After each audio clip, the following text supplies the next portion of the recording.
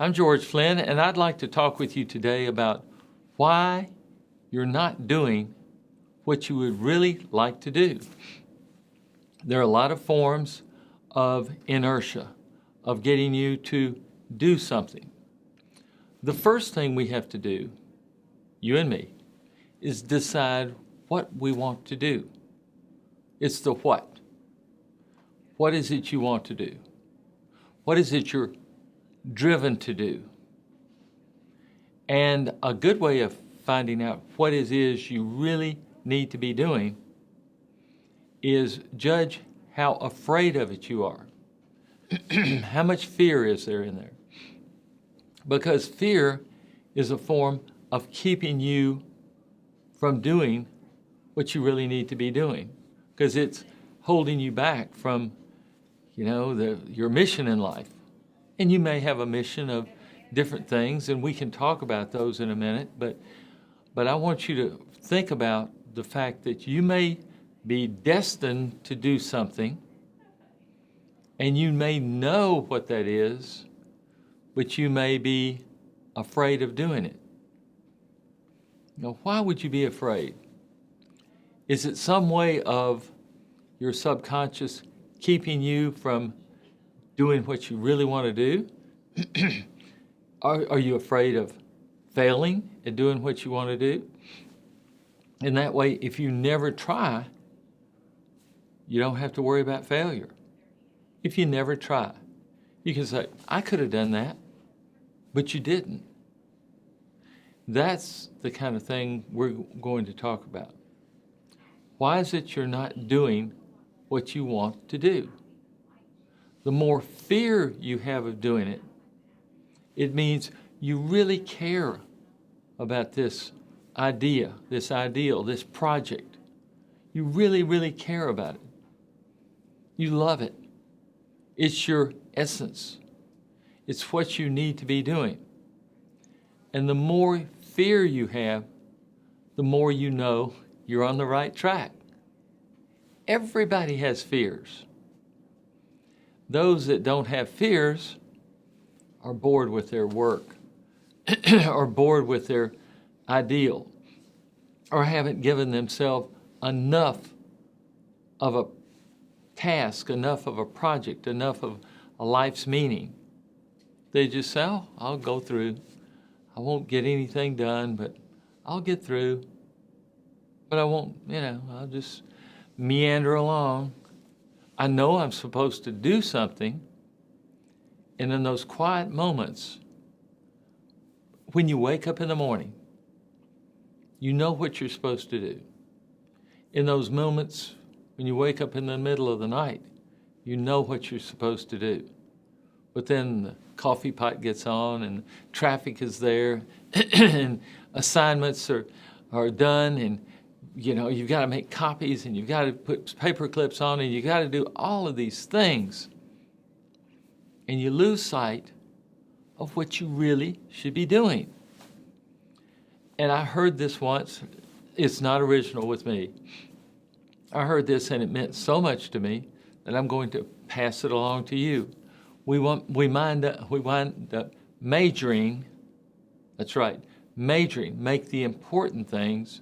We major in the minors. We do the things, that are so important. We make them very important in the minor things of life. Like sharpening the pencils, or straightening this, or you can find out the minor things. These are the things.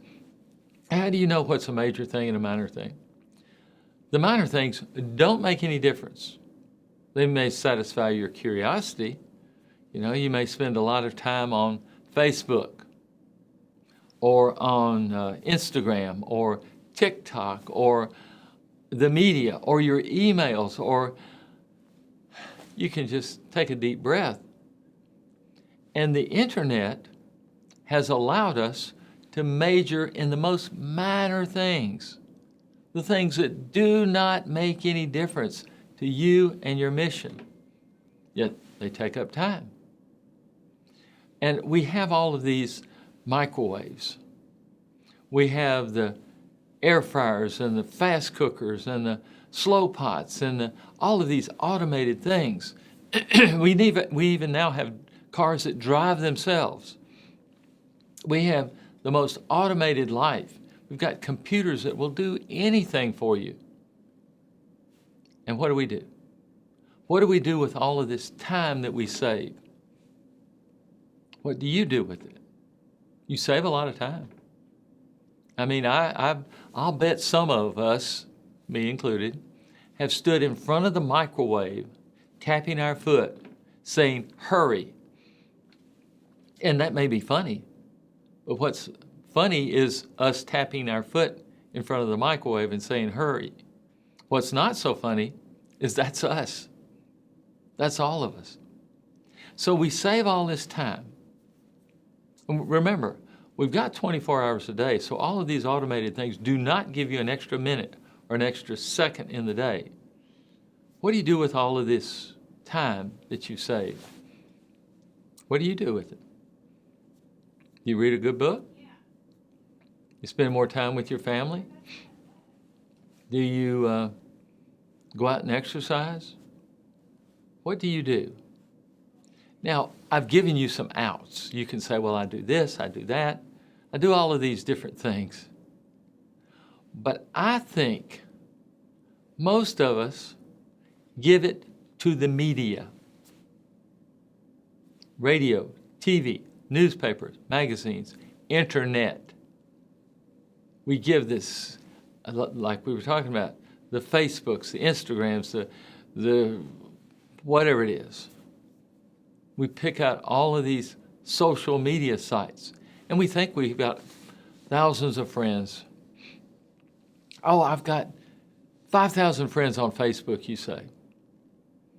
But you ask one of them for $1, and $1, and see how many Facebook friends you really have. Now, a friend, if you have a friend and you ask them for $1, they'll hand you $1. They won't even ask why. But Facebook friends, I don't know about that.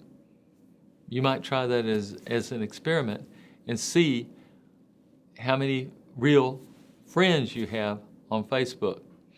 So we give this time to the media, and I'm talking about TV shows, radio shows, listening to the music, and that's fine. It's fine if you know where you're allocating your time. It's okay to be on Facebook. It's okay to watch TV. It's okay to listen to the radio. It's okay to read the newspaper. Just know that you have made a conscious decision to do this. And I know a lot of people will get on YouTube or TikTok and watch one video after another, and pretty soon you look up, you've been lost for 3 or 4 hours on this.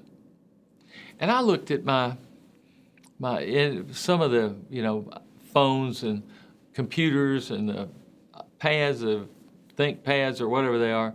They will all add up your what's called screen time. And I was shocked when they told me my screen time. And you might check yours. Let me know what yours is.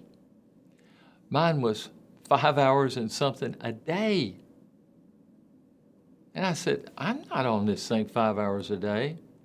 But they do include all the time you're on there with entertainment, watching movies or watching videos or doing. So I'm going on a screen diet where I don't spend as much time. And I'll start reading a book. One of my friends years ago said he loved to read something or look at something, anything that didn't have a date on it. Now think about the things you look at that have a date on it. Emails all have dates on them. Newspapers, things all have dates on them. But if you're reading a good book, it doesn't have a date on it. It does not. Now, some people are not into reading. I'm not too much into reading books, but I love audiobooks. So if you're in your car or on anything, exercising, you can have the ear pods in, or whatever they're called, the earphones, and you can listen to a good book. I learned that way. Other people learn by reading. Other people learn by video or by seeing something. But if you're learning something, totally different than giving it to entertainment. That's why I said you have to decide what you're looking at, why you're looking at it, why you're listening to it, why you're giving your precious time to it. You got 24 hours a day. You got so many heartbeats. Why are you giving that to something that does not progress your mission?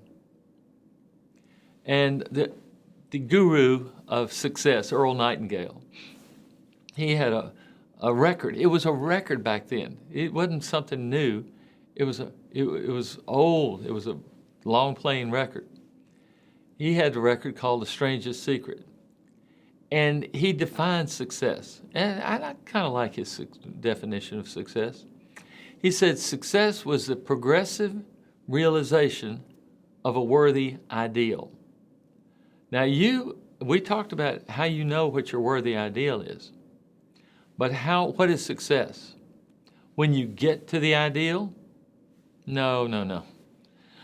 Most people, when they have a worthy ideal, when they get to a worthy ideal, they have another ideal. They go from success to success. But the success is actually the journey of getting there. And you'll see so many people that have built huge businesses, and they'll reminisce back to the days when they started. And they'll smile and say, I started this on my coffee table. I started this in my kitchen. I started this with me. Then I got one employee. I started this by renting the equipment I needed. I didn't have the money to buy it. I rented the equipment. You'll hear them say this, and they smile. They don't say it was terrible, it was terrible. They say how much they enjoyed it because they knew they were progressing from start every day. Do something to move the needle closer to the goal. When they do that, they're successful. They go to bed at night, they think, I did one thing to move the needle. And those things add up to get you to the ideal, the goal. Whatever you've decided is your essence. Remember how we're going to find out. It's something we want to do, we love to do, that we would do even if they didn't pay us. Those kind of things, if you'll do those, something that you would do even if somebody didn't pay you, you'll find out you'll make more money without even thinking about it. You won't have to think about it so much. If you'll do something that you're afraid of and that you would do even if someone didn't pay you, then you'll have success every step of the way. And that's what I want you to think about, being successful in whatever sphere that you would care to. You just pick it, and you make sure you're afraid to do it. Make sure it's something you really want to do, and you go ahead and do it. One step at a time. Remember, it may take you a year, it may take you 20 years to get there, but those 20 years or that 1 year, you will have had a successful life doing it. I'm Dr. George Flynn. Thank you for watching, and we'll see you next time.